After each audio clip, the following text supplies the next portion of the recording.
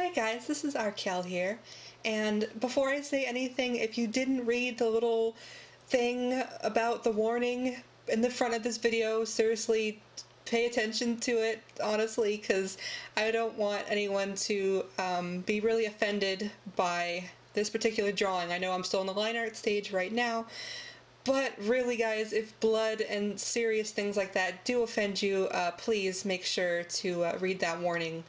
But anyway, aside from that, happy Halloween! Oh my goodness, like the best holiday ever. I love Halloween, although I almost never dress up or anything like that.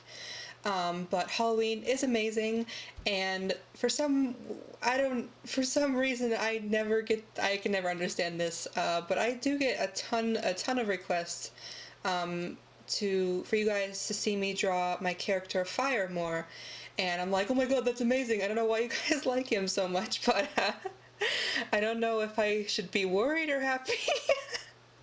Oh man, I'm so giggly right now.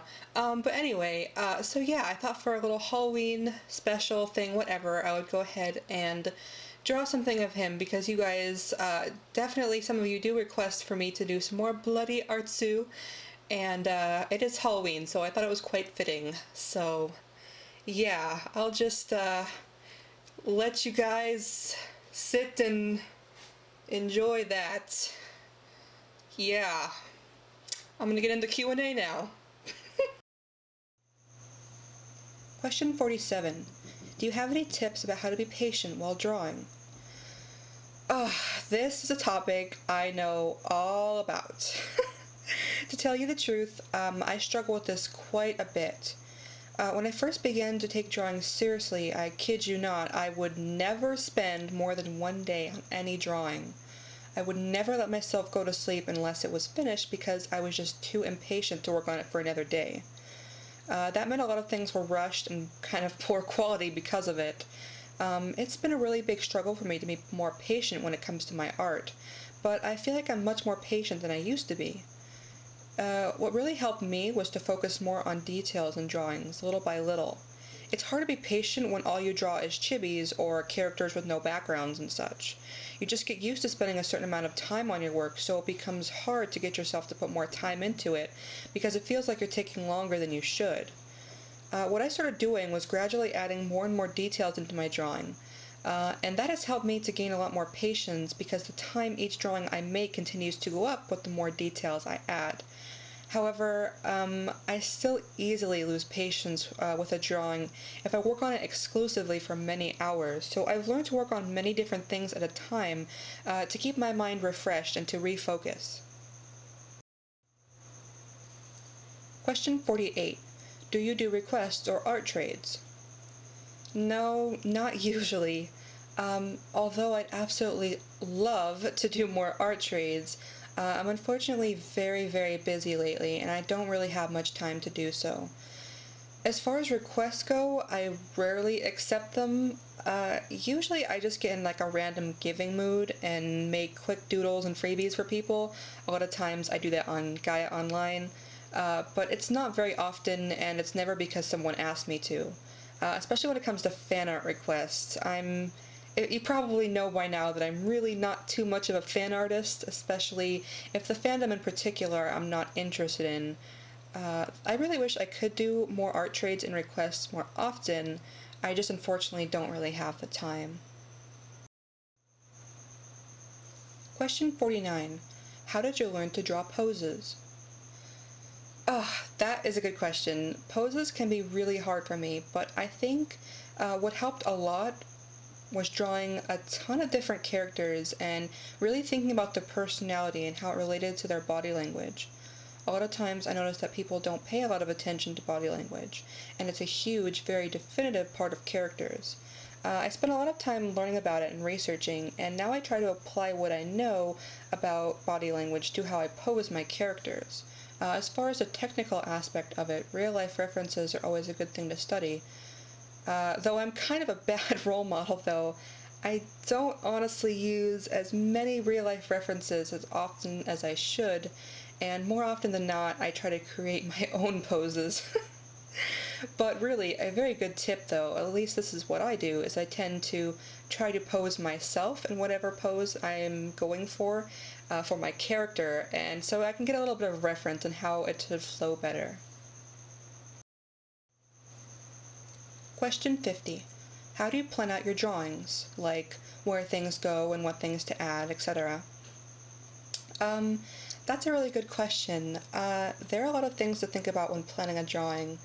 Of course, what I always start with is the characters that I want in the drawing and sort of go from there.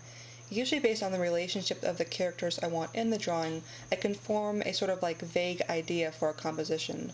Of course, the story behind what you draw is also very important. It's easier to compose drawings when you have an idea beforehand. Then it's basically just a matter of determining a focal point and then adding details around it. I personally try to put a lot of thought and sort of symbolism into my art, so I like to include things that I feel go with the story that I want to tell in the drawing. Really what works best for me is to sort of plan out an idea in my head and sort of let it develop there for a while, and then when I go to draw it later, I just start at the main focus of the picture and then gradually work my way to the edges of the paper, filling in details as I go.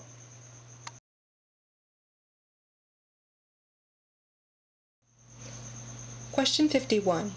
Do you decide on color scheme before you start coloring, or do you decide them when the time comes to color?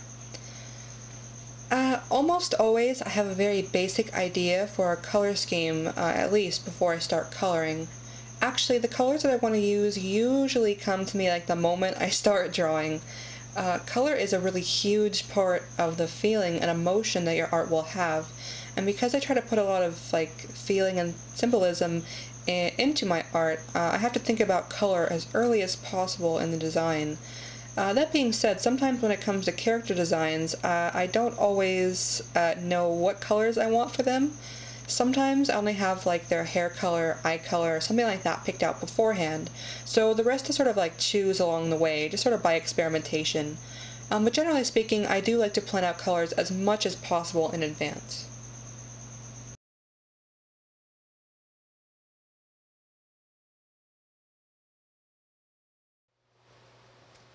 Alright guys, that does it for this session of Q&A and for this video. I hope you guys aren't too disturbed. I'm feeling a rush of unsubscribers right now. Oh geez. But anyway, I do hope that those of you who enjoy some festive Halloween GURO art did enjoy that. I'm so lame. Anyway, as always, of course, if you do have a question for me that you would like me to answer in an upcoming Q&A, you can go ahead and leave that in a comment below, and I will try my best to answer it in a future Q&A.